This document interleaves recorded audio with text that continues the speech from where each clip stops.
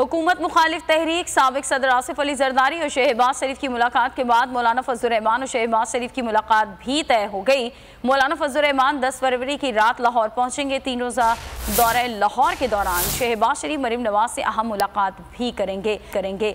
इसी सारी सूरत हाल पर हम बात कर लेते हैं। सिद्दीक साजिद हमारे साथ लाइन पर मौजूद हैं। सिद्दीक, क्या अपडेट्स हैं आपके पास?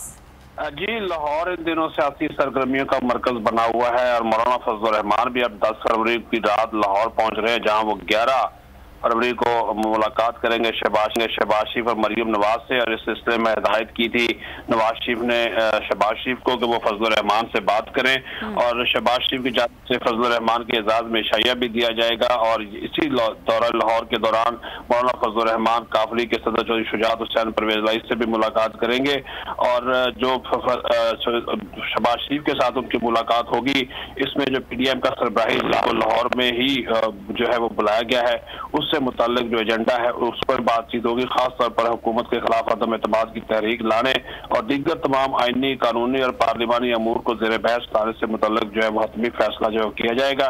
जबकि मौलाना काफिले की क़यादत को PTI हुकूमत का साथ छोड़ने की दरखास्त करेंगे। इस मौका पर चौधरी शुजात हुसैन की क़यादत भी करेंगे और साथ ही साथ जो मुल्क की मजमूई सियासी सूरत हाल है उसके ऊपर भी तबादला ख्याल। ठीक है सिद्दीक साजिद, बहुत शुक्रिया आपका।